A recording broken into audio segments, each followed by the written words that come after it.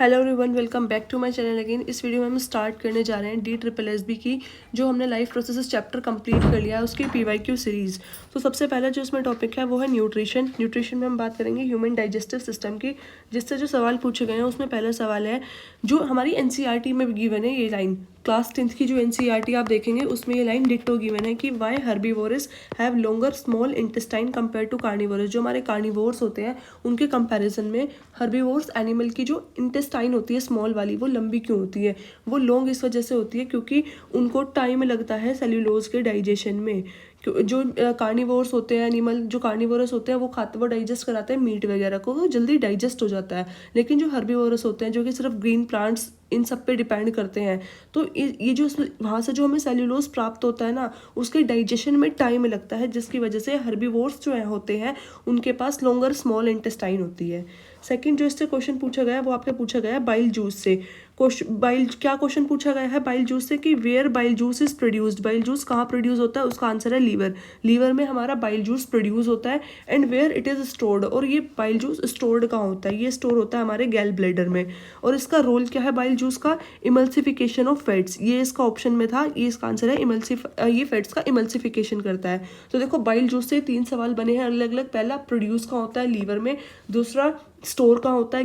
गैल ब्लैडर में। तीसरा क्या इसका रोल है? फैट को इमल्सीफाई करता है। मैं इसको एक बार हाईलाइट भी कर देती हूँ, आप एक बार ये चीज़ अपने अपने एंड पे चेक कर लीजिएगा जब आप रिवीजन करेंगे कि इसका फंक्शन ये प्रोड्यूस कहाँ होगा? लीवर में प्रोड्यूस होगा। स्टोर कहाँ होगा? गैल ब्लैडर में। और इसका रोल क्या होगा? इमल्सीफाई करेगा फैट्स को। दूसरा ये पूछा कि why herbivorous have longer small intestine. दूसरा सवाल ये पूछा गया है। फिर हम आगे बात करते हैं एंजाइमेटिक एक्शंस। हमें वो क्वेश्चन में आइडेंटिफाई करना है site of action of enzyme. जैसे एक पेप्सिन है, पेप्सिन हमारे एक एंजाइम है, तो इसका साइट ऑफ एक्शन कहाँ है? मतलब वो कौन सी साइट है जहाँ पे ये पेप्सिन एक एंजाइम है ये रिएक्ट करता है।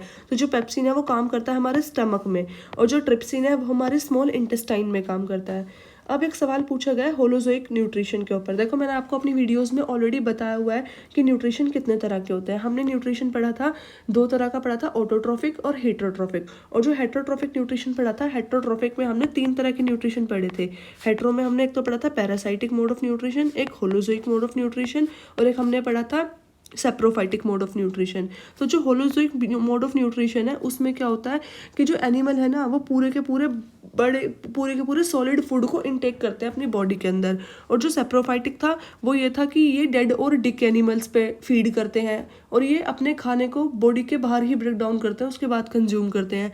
और पैरासाइटिक जो कि होस्ट के ऊपर रहते हैं, उसी से अपने फूड वगैरह को लेते रहते हैं। तो इसमें जो क्वेश्चन पूछा गया है वो पूछा गया है होलोजोइक मोड ऑफ न्यूट्रिशन पे। Identify the mode of nutrition in humans. Humans में कौन सा मोड होता है?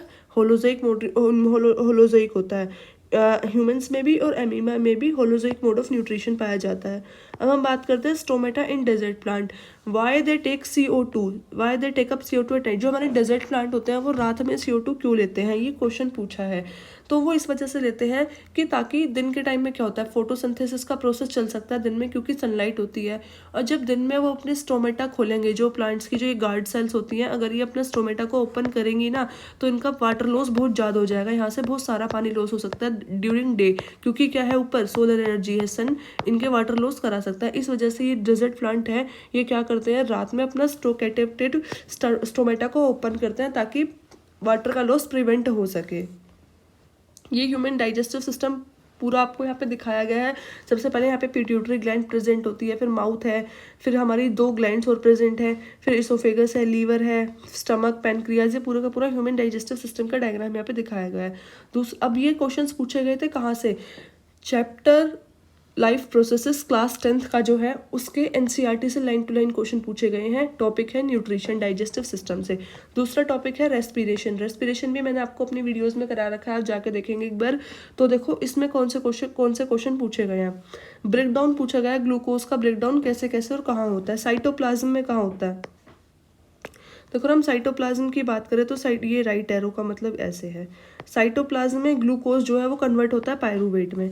फिर माइटोकॉन्ड्रिया में जब एरोबिक रेस्पिरेशन होती है, एरोबिक का मतलब जिसमें ऑक्सीजन की प्रेजेंस हो, पायरूवेट कन्वर्ट हो जाता है CO2 में, H2O में और एनर्जी में। किस में? CO2 plus H2O plus energy में कन्वर्ट हो जाता है कहाँ पे, माइटोकॉन्ड्रिया के अंदर।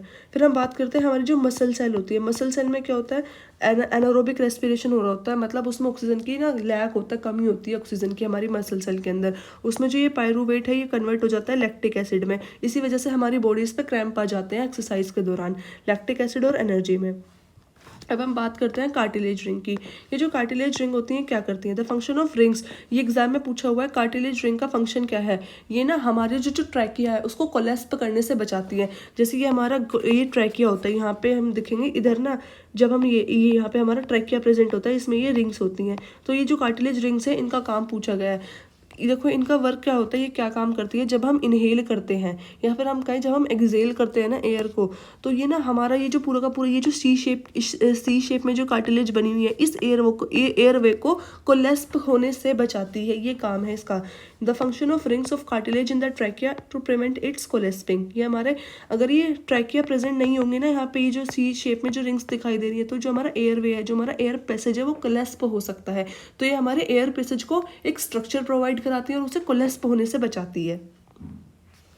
फिर हम बात करते हैं एल्वोलाई। एल्वोलाई भी मैंने आपको अपने रेस्पिरेशन वाले में इसमें पढ़ा रखा है। ये स्ट्रक्चरल यूनिट होती है जो कि हमारे लंग्स में प्रेजेंट होती है। यहाँ पे क्या होता है, गैस का एक्सचेंज हो रहा होता है। CO2 हमारी बॉडी से क्या हो रही होती है, बाहर जा रही होती है, और ऑक्सीजन को हम यहाँ पे एंट्री ले रहे होते हैं। तो ये साइट है गैस एक्सचेंज की, alveoli. Terrestrial versus aquatic breathing क्या होता है, जो ब्रीथिंग जो रेट होता है एक्वेटिक ऑर्गेनिज्म का वो बहुत ज़्यादा होता है टेरेस्ट्रियल के मुकाबले। तो सबसे पहले देखो जो एक्वेटिक ऑर्गेनिज्म है वो क्या होता है, एक्वेटिक ऑर्गेनिज्म वो होते हैं जो पानी में रहते हैं जीव जंतु, टेरेस्ट्रियल वो होते हैं जो कि ज़मीन पर रहते हैं। तो इनका जो ब्रीथिंग रेट है, पानी में रहने वाले जानवरों का ब्रीथिंग रेट है वो ज़मीन पर रहने वाले जानवरों से ज़्यादा इस वजह से होता है क्योंकि जो अमाउंट ऑफ ऑक्सीजन है ना जो पानी में डिजोल्व होती है वो कम होती है। हवा में तो भरपूर मात्रा में ऑक्सीजन है, हम जो ऑर्गेनिज्म टेरेस्ट्रियल हैं वो ऑलरेडी मतलब ईजिली ब्रीथ कर सकते हैं, रेस्पायर कर सकते हैं। लेकिन जो पानी में ना उनका ब्रीथिंग रेट इस वजह से फास्टर होता है क्योंकि उन्हें ज़्यादा ऑक्सीजन लेनी होती है और पानी में ऑक्सीजन होती है कम, इस वजह से उनका फास्टर होता है। थर्ड जो टॉपिक है वो है इसमें ट्रांसपोर्टेशन में हमारा आता है सर्कुलेटरी सिस्टम। चैम्बर्स के बारे में पूछा हुआ है। हमारी जो ह्यूमन हेल्थ है, मैमल्स में 4 चैम्बर होते हैं। Question about which chamber receive, अब क्वेश्चन पूछा गया है कि कौन सा चैम्बर है जो कि ऑक्सीजनेटेड ब्लड को कैरी करता है, तो वो है लेफ्ट एट्रियम, और जो डीऑक्सीजनेटेड ब्लड को कैरी करता है वो है right atrium. Double circulation birds में और मैमल्स में क्यों ज़रूरी है हाई लेवल एनर्जी का मेंटेन करना और एक कांस्टेंट बॉडी टेम्परेचर, क्योंकि डबल सर्कुलेशन ह्यूमन हार्ट है हमारी बॉडी में, 2 बार सर्कुलेट होता है ब्लड।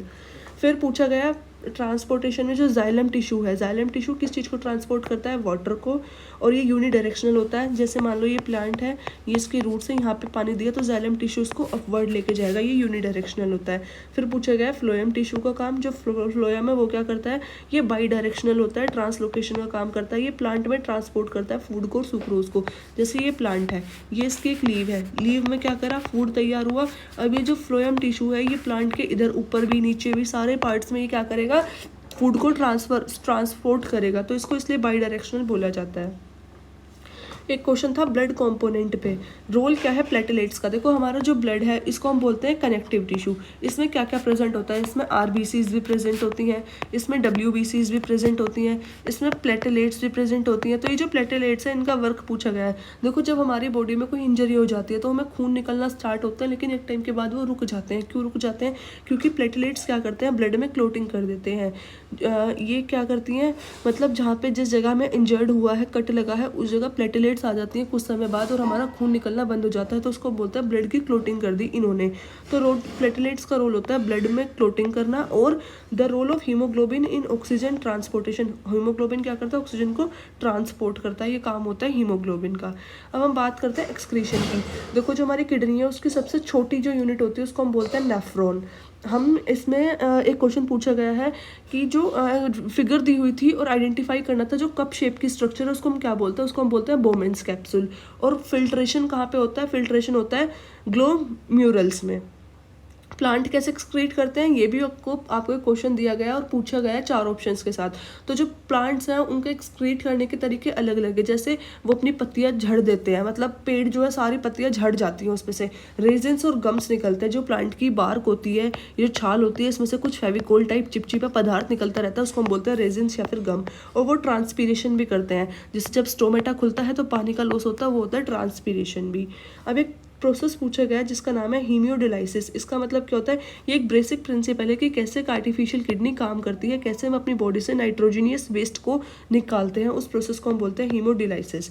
अब कुछ एमसीक्यू हैं जो कि हम इसके सेकंड पार्ट में करेंगे। तो हम स्टार्ट करते हैं इसके पीवाईक्यू जो पूछे गए हैं। तो सबसे पहले जो क्वेश्चन पूछा है वो है the mode of nutrition in found in fungi. जो फंजाई होती है उसमें कौन सा मोड ऑफ न्यूट्रिशन प्रेजेंट होता है। तो देखो हमने बताया था अभी, जो हेटेरोट्रोफिक मोड ऑफ न्यूट्रिशन होता है वो 3 तरह का होता है, होलोजोइक, सैप्रोफाइटिक और पैरासाइटिक। तो जो हमारी फंजाई होती है उसमें जो हमें पाया जाता है वो पाया जाता है saprophytic mode of nutrition. Fungi के अलावा इसमें जो होता है मशरूम और यीस्ट, इसके अलावा मशरूम और यीस्ट में भी क्या क्या पाया जाता है, मशरूम और यीस्ट के अंदर भी सैप्रोफाइटिक मोड ऑफ न्यूट्रिशन पाया जाता है। अब हम एक बार बात कर लेते हैं होलोजोइक मोड ऑफ न्यूट्रिशन की। जो होलोजोइक मोड ऑफ न्यूट्रिशन है वो किस में पाया जाता है, जो एमीबा होता है और जो ह्यूमन बींग्स है उसमें पाया जाता है holozoic mode of nutrition. Parasitic mode of nutrition किस में पाया जाता है, पैरासाइटिक मोड ऑफ न्यूट्रिशन वो बॉडीज परफॉर्म होती है जो दूसरे किसी होस्ट के ऊपर रह रही होती है, जैसे कसकटा। कसकटा हिंदी में इसको बोलते हैं अमरबेल, लीच, टेपवर्म और टिक्स, ये सारे क्या हैं हमारे पैरासाइटिक मोड ऑफ न्यूट्रिशन है। और ऑटोट्रोफिक मोड ऑफ न्यूट्रिशन तो आप लोग जानते ही हैं, जो अपना खाना खुद बनाते हैं, जैसे ग्रीन प्लांट्स,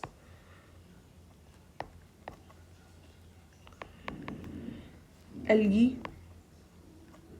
और ब्लू ग्रीन एल्गी।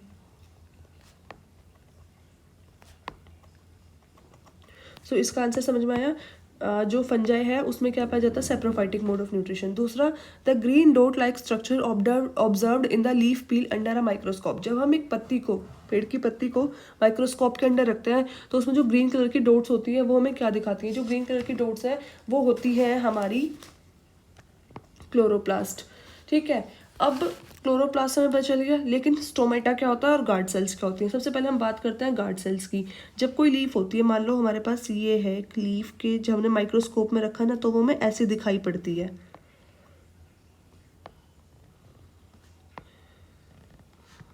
कुछ ऐसी हमें दिखाई पड़ती है, उसमें ये डॉट्स होती है जिसको हम बोलते हैं क्लोरोप्लास्ट। ये स्टोमेटा ओपनिंग होती है और ये जो है, ये जो मैंने बनाई है ये दोनों जो हैं, ये और ये जो हमने बनाया है इसको हम बोलते हैं गार्ड सेल। अब देखो जो गार्ड सेल्स होती है उनका काम क्या होता है। गार्ड सेल क्या करती हैं, जो स्टोमेटल पोर्स होते हैं ना उनको खोलने और बंद करने का काम करती हैं। और जो स्टोमेटा होता है बेसिकली ये टिनी पोर्स होते हैं जो कि लीव्स की सरफेस पे प्रेजेंट होते हैं। ये जो स्पेस है ये छोटी छोटी जगह होती है जो कि लीव्स की सरफेस पे प्रेजेंट होती है, जहाँ से क्या होता है, ट्रांसपीरेशन का प्रोसेस होता है, जहाँ से वाटर का लॉस होता है लीव के अंदर से।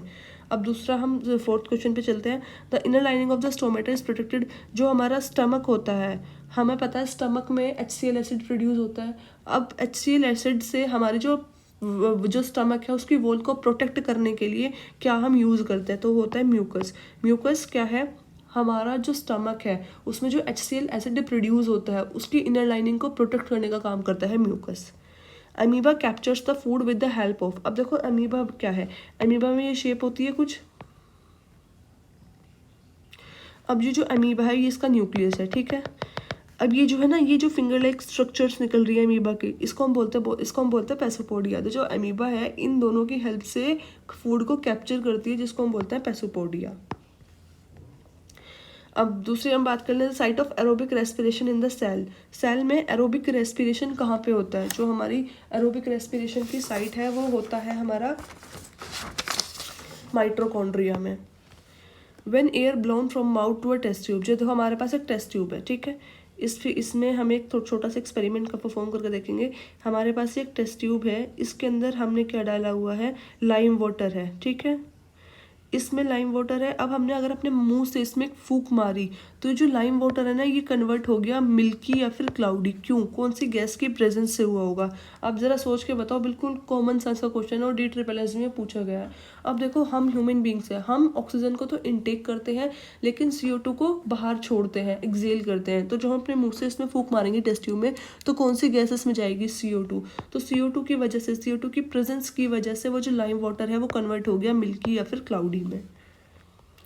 Xylem in plants are responsible for, अभी मैंने आपको ऊपर बताया कि जो जाइलम टिश्यू है प्लांट्स में वो ये यूनिडायरेक्शनल काम करता है और ये प्लांट में ट्रांसपोर्ट करता है वाटर को, फूड को ट्रांसपोर्ट करने का काम करता है phloem. The component of blood that help in clotting of the blood at the site of injury, मैंने आपको अभी ऊपर बिल्कुल यही सेम डिट्टो चीज़ बताई है कि जब हम इंजर्ड हो जाते हैं तो उस साइट पे, उस टाइम पे हमारा कौन सी मतलब ब्लड का ऐसा कौन सा कॉम्पोनेंट है जो कि हमें क्लोटिंग करने में हेल्प करता है? वो है platelets. The excretion of waste product in amoeba, जो अमीबा होता है उसमें जो वेस्ट प्रोडक्ट होता है उसको एक्सक्रीट करता है वो through the cell membrane. Which of the following is not a life process, देखो जो पूरा लाइफ प्रोसेस चैप्टर था मैंने उसमें आपको सबसे पहले न्यूट्रिशन की वीडियो कवर कराई है, फिर रेस्पिरेशन की कराई है। लाइफ प्रोसेस का मतलब जो हमारी बॉडी में नेचुरली प्रोसेस होते जा रहे हैं, जैसे न्यूट्रिशन भी है, रेस्पिरेशन भी है, लेकिन कम्युनिकेशन जो है ना, बातचीत करने का माध्यम, बातचीत करने का तरीका, it is not a life process. In amoeba food is digested in, amoeba में देखो जो फूड है वो कहाँ डाइजेस्ट होता है? क्लोरोप्लास्ट में, पैसोपोडिया में। पैसोपोडिया में तो नहीं होता क्योंकि पैसोपोडिया क्या करता है? फूड को कैप्चर करने का काम करता है। तो जो अमीबा में ना फूड वैक्यूल्स प्रेजेंट होते हैं जहाँ पे फूड का डाइजेशन होता है प्रॉपर। सेकंड क्वेश्चन की हम बात करें, in which of the following group of organism food material are break down outside the body, हमने हेटरोट्रोफिक में 3 मोड ऑफ न्यूट्रिशन पढ़े थे। पहला मोड ऑफ न्यूट्रिशन हमने पढ़ा था पैरासाइटिक, दूसरा सेप्रोफाइट और तीसरा होलोजोइक। तो इसमें से एक ऐसा मोड ऑफ न्यूट्रिशन है जिसमें ऑर्गेनिज्म क्या करता है? फूड का ब्रेक डाउन करता है बॉडी के बाहर ही और फिर उसको एब्जॉर्व करता है। तो ये वाला जो है वो किस किस में होता है? मशरूम में, ग्रीन प्लांट्स में। देखो ग्रीन प्लांट्स में तो नहीं होता क्योंकि ग्रीन प्लांट्स तो क्या है? ऑटोट्रोफिक मोड ऑफ न्यूट्रिशन है, यहीं पे खत्म हो गया। अभी ये देखते थे कसकटा, लीस और टेपवर्म, ये हमने पढ़ा। जो कसकटा, लीस और टेपवर्म है वो हमारे क्या है? वो पैरासाइटिक है। ये पैरासाइट्स हैं जो कि दूसरे की बॉडी पे रह के अपने फूड को इनटेक करते हैं। कसकटा इसमें भी आ गया तो खत्म। तो यही बचा यीस्ट, मशरूम और ब्रेड माउल्ड, यही इसका मेन आंसर है। Contraction and expansion movement of the wall of food pipe, जो हमारा फूड पाइप होता है जब हम फूड को मतलब एनगल्फ करते हैं तो बेसिकली उसमें कॉन्ट्रैक्शन होता है। कभी वो कॉन्ट्रैक्ट कर रहा होता है, सिकुड़ रहा होता है, और कभी वो एक्सपैंड कर रहा होता है। तो इस मूवमेंट को हम क्या बोलते हैं? इस मूवमेंट को हम बोलते हैं peristaltic movement. With what are the products obtain by anaerobic respiration in plants, जब प्लांट्स में एनारोबिक रेस्पिरेशन होता है तो कौन से प्रोडक्ट हमें ऑब्टेन होते हैं? देखो जब प्लांट्स में एनारोबिक, देखो लैक्टिक एसिड तो प्रोड्यूस होता है ह्यूमन बॉडी में, हमारी मसल सेल में। अगर हम बात करते हैं कार्बन डाइऑक्साइड की, वाटर की और एनर्जी की, ये होता है हमारे ऑक्सीजन की प्रेजेंस में माइटोकॉन्ड्रिया में। पायरूवेट तो बेसिकली साइटोप्लाज्म में हो जाता है। तो जब प्लांट्स में होता है तो हमें ऑब्टेन होता है इथेनॉल, CO2 और energy. When a few drop of iodine solution are added to rice water, जब हम कुछ ड्रॉप्स आयोडीन सोल्यूशन की चावल के पानी में डालते हैं तो जो सोल्यूशन जो है हमारा वो ब्लू और ब्लैक कलर में टर्न हो जाता है। ये क्या दिखाता है कि जो हमारा राइस वाटर है ना उसमें क्या प्रेजेंट है? स्टार्च प्रेजेंट है। Respiratory pigment in the human beings, human being में एक रेस्पिरेटरी पिगमेंट होता है जिसको हम बोलते हैं haemoglobin. Which of the following is the important characteristics of emphysema, emphysema का मोस्ट इंपॉर्टेंट कैरेक्टरिस्टिक्स क्या है?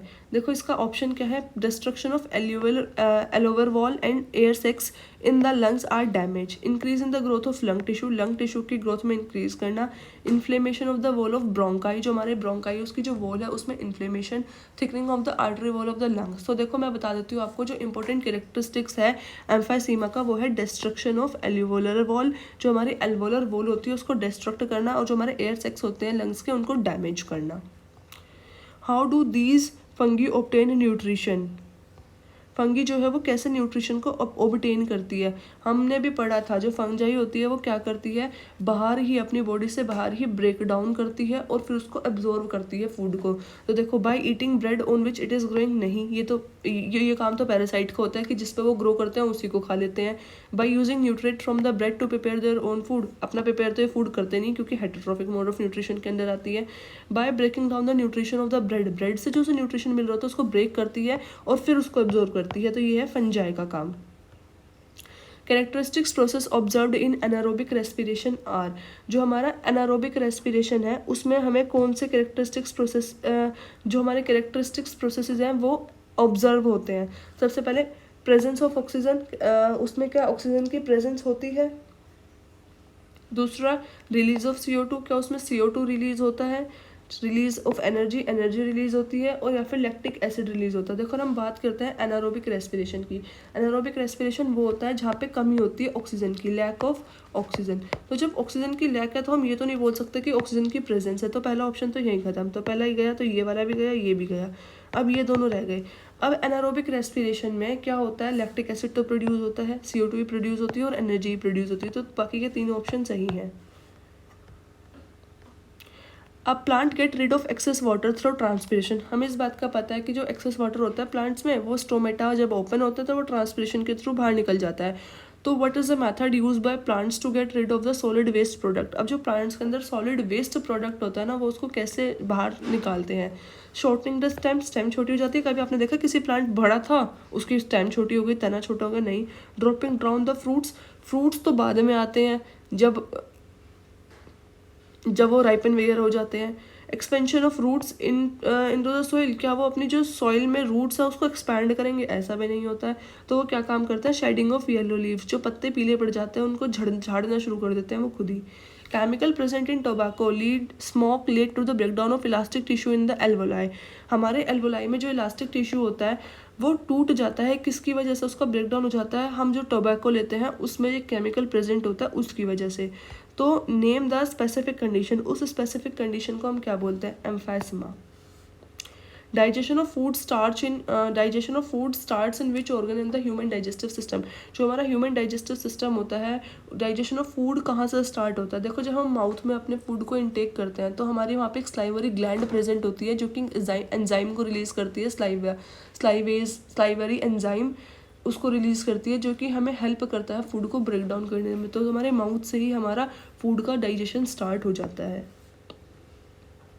So this is all for today. अगर आपको वीडियो अच्छी लगे तो please do like, share and subscribe my channel. आगे ही हम ऐसे दूसरे चैप्टर्स के PYQ लाते रहेंगे। So stay tune. Thank you so much.